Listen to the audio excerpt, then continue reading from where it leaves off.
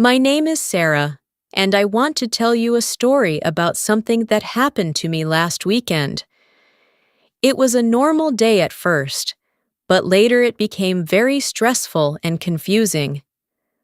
I still think about it now because I am not sure if I did the right thing or not. I hope you can understand my story and maybe learn something from it too. I have a friend named Lisa. We have been friends for many years. Lisa is a single mother and she has 2 daughters. Her older daughter, Emma, is 11 years old. Emma is a very sweet and kind girl. She likes to come to my house, and I enjoy spending time with her. We watch movies, cook simple food, and talk about school and life. I think of her like my little sister. Lisa also has a younger daughter named Lily. Lily is 5 years old, and she is different from other kids. She has autism, so she needs more care and attention. She is a nice child, but she can get upset easily if something changes. I have spent a few hours with her before, but I have never taken care of her overnight. My house is not ready for a small child like her. There are no safety gates, and there are many things that can be dangerous. I live with 3 other adults, and none of us have children. So, our home is not safe for young kids. Last Friday, I was at work. I work in an office, and I have a fixed schedule. I start in the morning and finish at 6 p.m.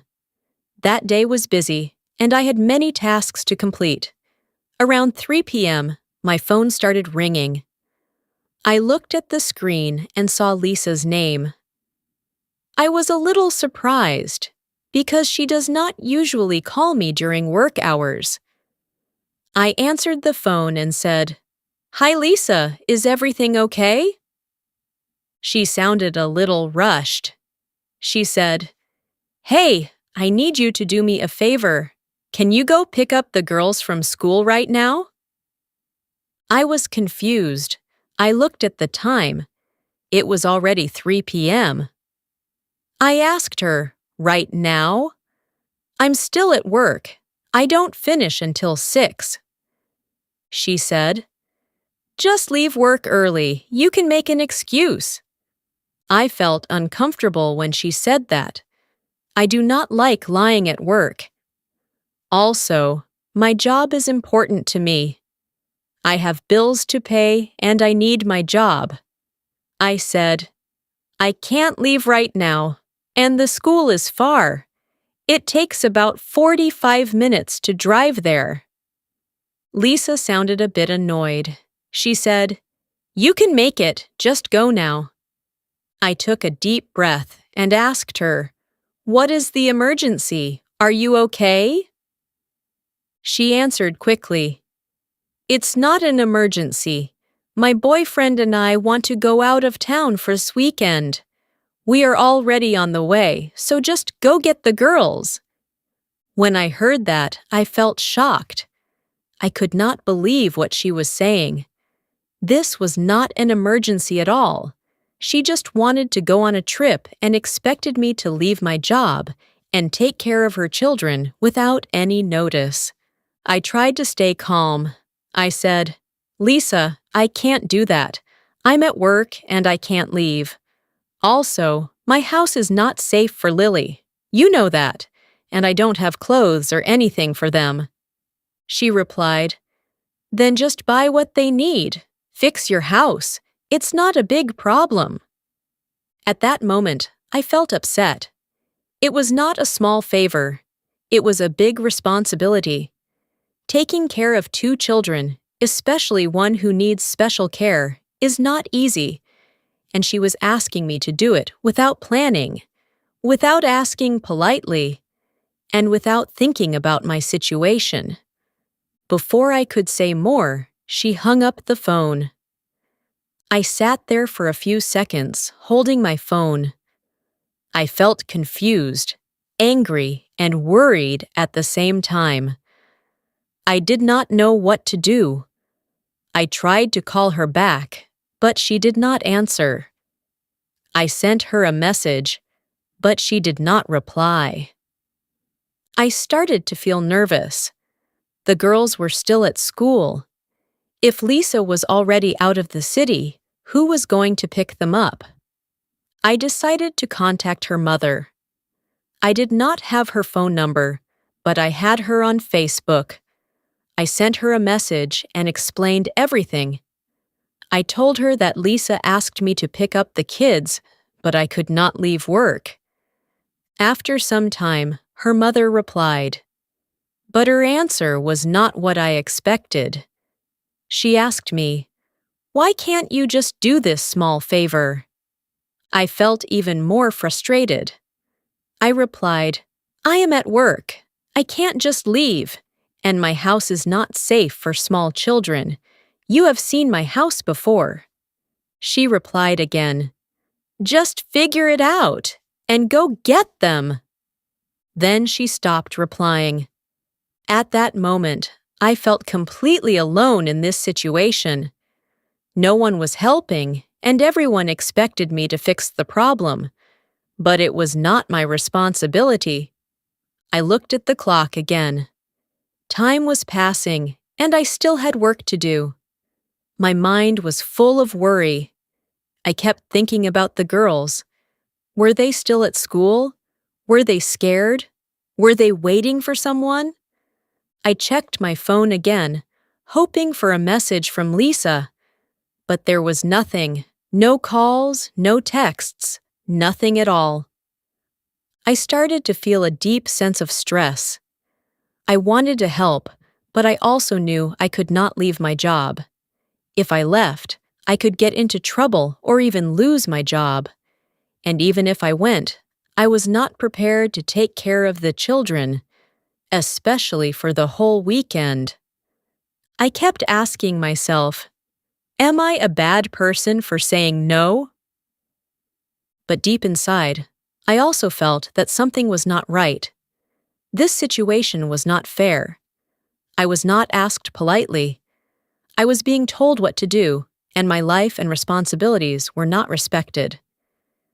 As the minutes passed, the situation became more serious, and I had a feeling that this was only the beginning of a much bigger problem.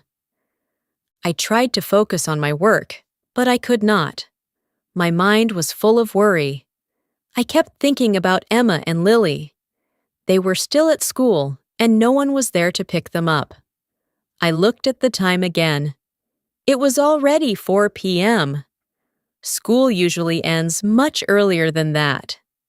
I started to feel very uneasy. I checked my phone again. Still no message from Lisa. I called her one more time, but her phone was still not answering. It felt strange. If she really cared about her children, why was she not checking her phone? Why was she not making sure they were safe? I sat at my desk and tried to think clearly. I wanted to help the girls, but I also knew I could not leave my job. My boss was in the office, and we had an important deadline that day. If I left suddenly, it would cause problems for everyone. Also, Lisa did not ask me in advance. She just expected me to fix everything at the last minute. About 20 minutes later, my phone rang again. This time, it was a number I did not know. I answered it slowly and said, "Hello?" A woman's voice replied, "Hello, is this Sarah? I am calling from the school. We are trying to reach the parents of Emma and Lily, but we cannot contact their mother. Your number was listed as an emergency contact." My heart started beating fast. I said, "Yes, I know them, but I am at work right now. I cannot come." The woman sounded concerned. She said, "The children are still here. School is closed, and they are waiting. We need someone to pick them up." I felt a heavy weight in my chest. I imagined the girls sitting there, waiting and wondering where their mother was. I felt very sad for them. I said, "I understand, but I was not told about this. Their mother asked me at the last minute, and I cannot leave my job right now." The woman paused for a moment and then said, "We understand, but we need to find a solution. Can you come later?" I thought about it. Even if I finished work at 6 p.m., it would take me 45 minutes to get there.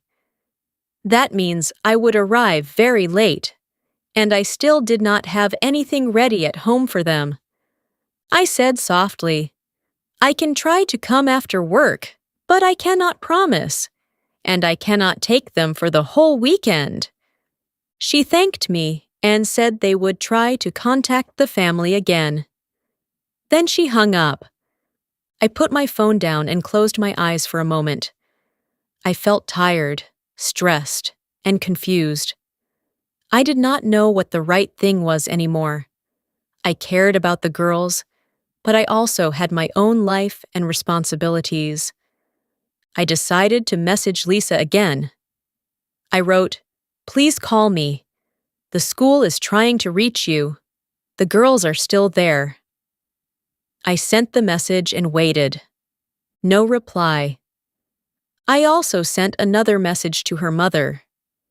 I explained that the school had called me and that no one had picked up the children yet. I asked her again if she could go. This time, she replied after a few minutes, but her answer made me feel worse. She said, "I am busy. You are already involved. Just go get them."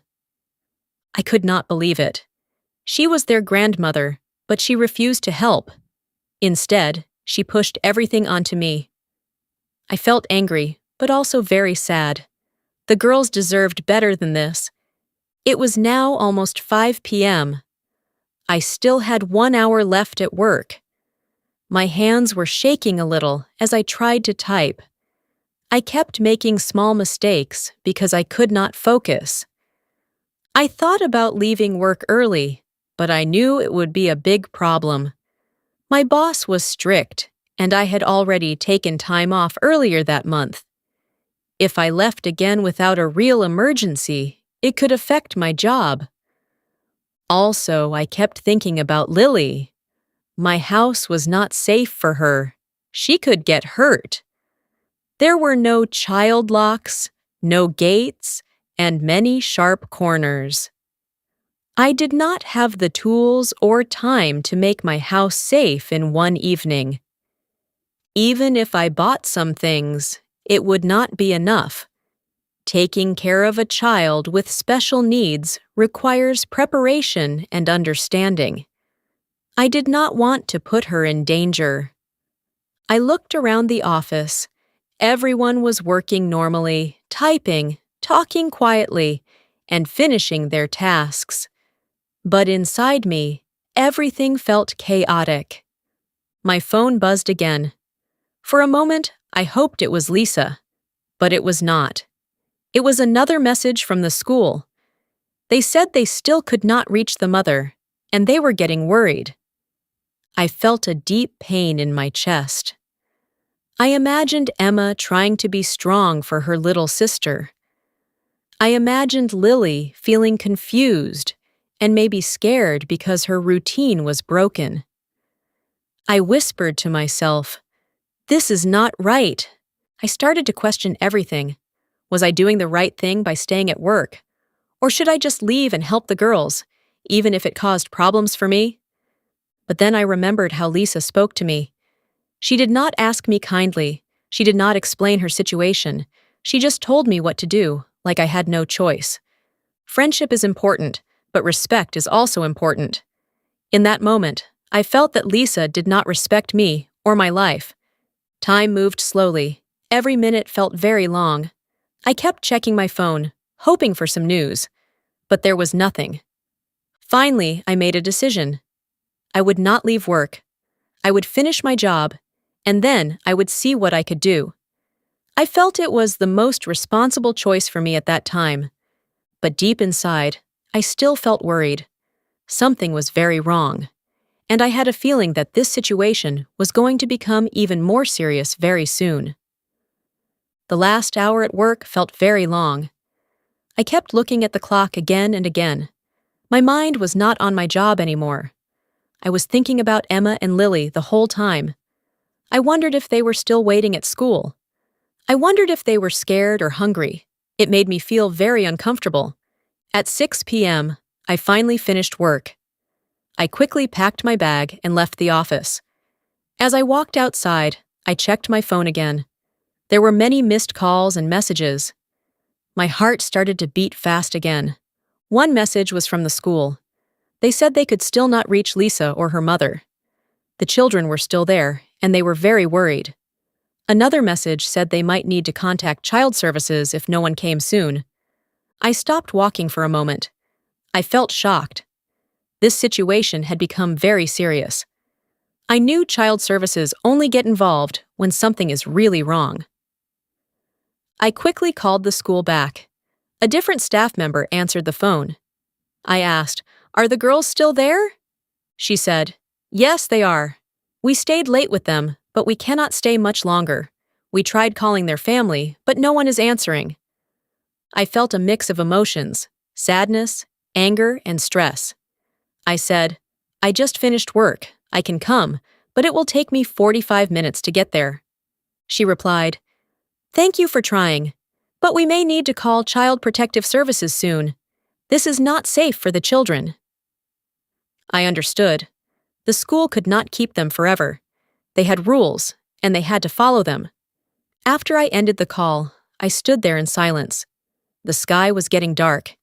People were going home, but I felt stuck in a difficult situation. I tried calling Lisa again. This time, her phone was completely off. It went straight to voicemail. I felt a deep disappointment.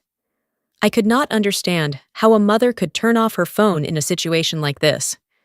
I also sent another message to her mother, but she did not reply. It felt like everyone disappeared, and only the children were left behind. At that moment, I made another decision. I got into my car and started driving toward the school. Even though I was upset, I could not ignore the situation anymore. I did not want the girls to feel alone. As I drove, my mind was full of thoughts. I kept asking myself, why did this happen? Why didn't Lisa plan this before? Why didn't she ask me properly? After some time, my phone rang again. I answered using my car speaker. It was the school. The woman said, "We have already called Child Protective Services. They are on the way." I felt my hands become cold on the steering wheel. I said quietly, "Okay, I understand." She continued, "We could not wait any longer. We are sorry." I said, "It's okay. I understand. I'm still coming." But inside, I felt very heavy. This situation had gone too far. It was no longer just about helping a friend. It was about the safety of two children. When I arrived at the school, it was already dark. The building looked quiet. I parked my car and walked to the entrance. Inside, I saw Emma and Lily sitting together. Emma was holding her little sister's hand. When Emma saw me, she stood up quickly. Her eyes looked tired, but she tried to smile. She said, "Hi, Sarah."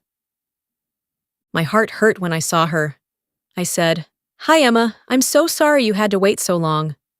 She shook her head and said softly, "It's okay." Lily was sitting quietly. She looked confused and a little upset. I knelt down and said, "Hi, Lily." She did not say anything, but she stayed close to her sister. A staff member came over and spoke to me. She explained that they had already contacted child services and someone would arrive soon. They needed to make sure the children were safe. I nodded and said, "I understand." We all waited together in silence for a few minutes. Then a car arrived outside. A woman walked in and introduced herself as a Child Protective Services worker. She spoke gently to the girls and then asked me some questions. I told her everything I knew. I explained how Lisa called me at the last minute. and how I could not leave work. The woman listened carefully and nodded. She said, "You did the right thing by informing us. This situation is not safe for the children." Hearing that made me feel a little better, but I still felt sad. I wished things had not gone this far. Emma looked at me and asked quietly, "Are we in trouble?" I quickly said, "No, you are not in trouble. Everything will be okay." Inside, I hoped that was true. The CPS worker told us that Lily's father was on the way. He lived far away, about 4 hours from the city. Until he arrived, they would make sure the children were safe. Emma nodded, trying to stay strong. She held her sister's hand tightly. I stayed with them for a while longer. I talked to Emma and tried to make her feel calm, but inside, I felt a mix of emotions I could not fully explain. I was angry at Lisa for putting her children in this situation. I was sad for the girls because they did not deserve this. And I was also tired from everything that had happened. After some time, I realized there was nothing more I could do. The CPS worker was there, and the situation was now under control. As I walked back to my car, I felt very quiet inside. The night was dark, and the air felt heavy. I sat in my car for a moment before starting the engine. I looked at my phone again. There was still no message from Lisa. At that moment, I had a strong feeling that our friendship would never be the same again. I drove home slowly that night. The roads were quiet, but my mind was very loud. I kept thinking about everything that happened. It felt like a long, difficult day, even though it started as a normal Friday. When I arrived home, the house was calm. My roommates were watching TV and relaxing. One of them asked me, "Are you okay? You look tired." I forced a small smile and said, "It was just a long day." But inside, I felt much more than tired. I felt disappointed, confused, and a little hurt. I went to my room, sat on my bed, and looked at my phone again. Still nothing from Lisa, no message, no call, no explanation. I could not understand it. How could she leave her children like that and not even check her phone? I knew she loved her kids, but her actions did not show it that day. I lay down and closed my eyes, but I could not sleep. My thoughts kept coming back again and again. I kept seeing Emma's tired face and Lily sitting quietly next to her. That image stayed in my mind. The next morning, I woke up early. It was the weekend, and I had plans with my family for Easter. Normally, I would feel happy, but that day I still felt heavy inside. I checked my phone again. There was finally a message from Lisa. My heart started to beat faster. I opened the message quickly. It was short. She wrote, "Why didn't you just help me? You made things worse." I stared at the screen in silence. I could not believe what I was reading. After everything that happened, she was blaming me. I felt something change inside me at that moment. I was no longer confused. I was no longer unsure. I felt clear. I typed a message slowly. I wanted to stay calm and honest. I wrote, "I wanted to help, but you asked me at the last minute. I was at work and I could not leave. My house is not safe for the kids, and you know that. This was not an emergency. You chose to leave without a plan." I read my message again before sending it. Then I pressed send. A few minutes later, she replied. Her message was longer this time, but her tone was still not kind. She said that I should have tried harder. She said that friends help each other no matter what. I felt sad when I read that. Yes, friends should help each other. But friendship is not one-sided. It needs respect, understanding, and communication. That day, I did not feel any of those things from her. I decided not to argue anymore. I sent one last message. I wrote, "I care about you and your kids, but this situation was not fair to me. I cannot be responsible for something like this without notice. I hope your children are safe. Take care." After that, I put my phone down. She did not reply again. Later that day, I got a small update from Emma's father's side.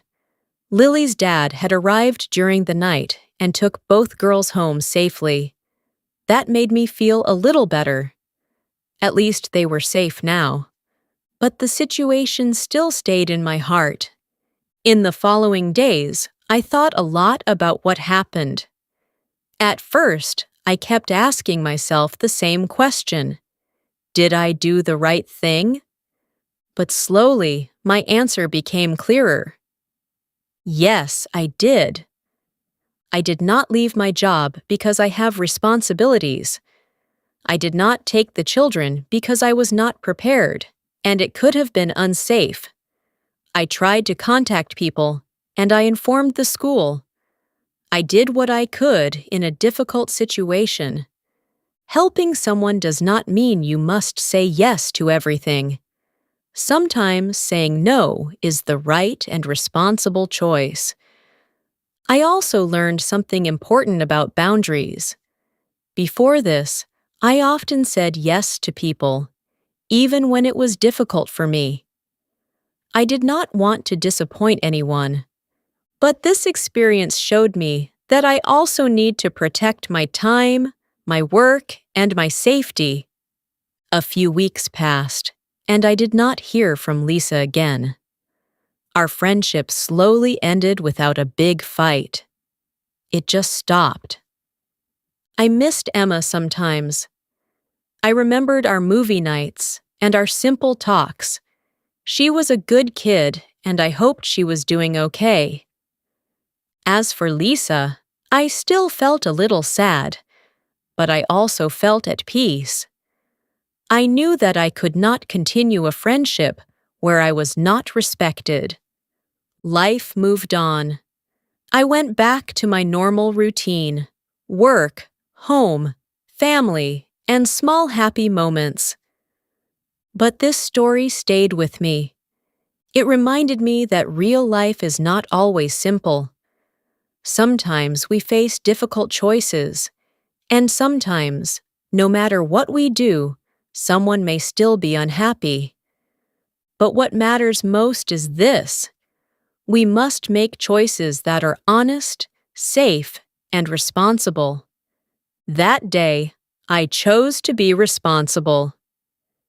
And even now, I believe it was the right choice.